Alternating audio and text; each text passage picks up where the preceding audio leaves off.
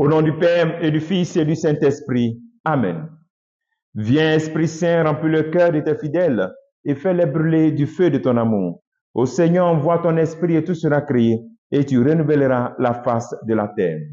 Bien-aimés dans le Christ, en ce 6 mai, nous célébrons Saint Dominique Savio, cet adolescent de 5 ans parvenu à la sainteté et qui disait « Je préfère mourir que pécher ». C'est un appel pour nous à aussi prendre cela comme résolution, à fuir le péché et à rechercher la sainteté. C'est un exemple pour les adolescents qui doivent aussi faire les efforts et comprendre que la question de la sainteté, la question de la bonne vie, ce n'a rien à voir avec l'âge. Lui, 15 ans, il est parvenu à la sainteté. Il disait, Jésus et Marie seront toujours mes amis. Que Jésus et Marie soient toujours aussi tes amis. La parole de Dieu en ce 6 mai est extrait de l'évangile de Jean chapitre 6, versets 30 à 35.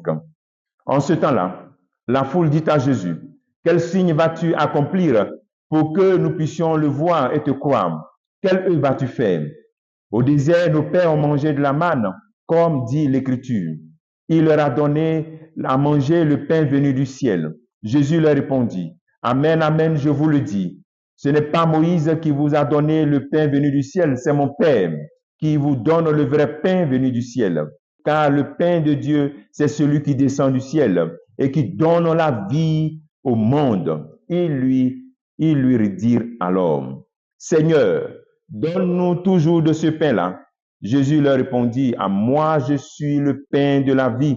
Celui qui vient à moi n'aura jamais faim. Celui qui croit en moi n'aura jamais soif. Acclamons la parole de Dieu. Louange à toi, Seigneur Jésus. Nous sommes donc dans ce deuxième moment de ce dialogue sur le pain de vie, ce discours sur le pain de vie. Le premier appel que nous devons faire en ce jour, c'est de demander au Seigneur d'augmenter notre foi. Parce que cette foule a vu le signe, a vu le miracle, mais il continue de demander au Seigneur quelle œuvre il doit faire ou bien quel signe vas-tu donc accomplir pour que nous puissions voir et croire. Ça veut dire qu'il ne croit pas. Demandons au Seigneur toujours, augmente notre foi, augmente notre foi. Et à travers cette question, le Christ profite pour leur faire comprendre que le vrai pain, le pain attire, donne la vie. Lui, il est le vrai pain descendu du ciel. Le vrai pain descendu du ciel qui donne la vie. Ok? C'est le vrai pain qui tue la mort et donne la vie en abondance. Voilà. Tu vivras pour toujours. La vie en abondance.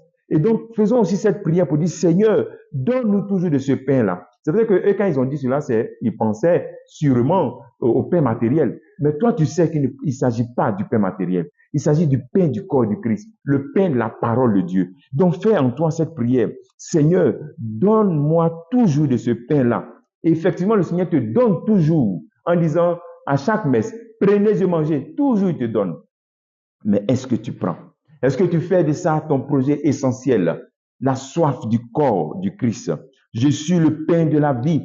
Celui qui vient à moi n'aura jamais faim. Celui qui croit en moi n'aura jamais soif.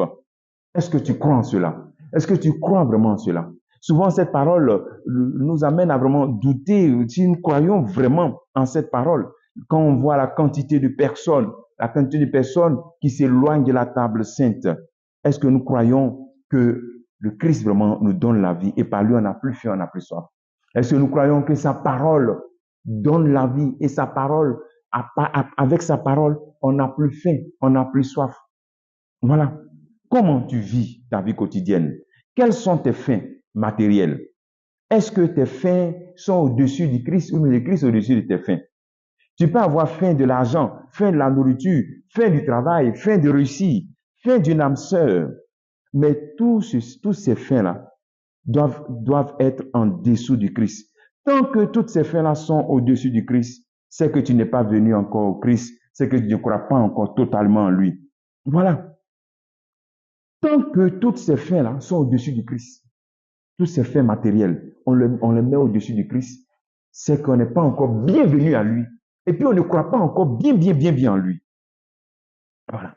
Et quand ces réalités matérielles dont on a parlé maintenant te volent ta joie, te volent tout ton temps, ça te prend tout ton temps, et que tu n'as même pas le temps pour le Christ, et que tu ne trouves pas le sens à cause de tout cela, tu ne trouves pas un sens à ta vie, tu as l'impression que ta vie est vide, c'est que vraiment, tu n'es pas encore bienvenu au Christ et que tu ne crois pas bien en lui. Donc, prions le Seigneur pour que nous puissions avoir vraiment faim de lui, faim de sa parole, faim de son corps. Parce que, et faire l'expérience selon laquelle que quand j'ai mon intimité avec le Christ, c'est pas que les autres choses n'ont pas d'importance, mais ça devient comme secondaire. Le Christ avant tout. Le Christ avant tout. Comme travail que tu veux faire en ce jour, énumère tes fins personnelles et compare ces fins-là par rapport à ta relation avec le Christ. Et pose-toi cette question. Est-ce que je suis venu vraiment au Christ en totalité? Est-ce que je crois totalement en lui? Que Dieu te bénisse. Au nom du Père et du Fils et du Saint-Esprit. Amen.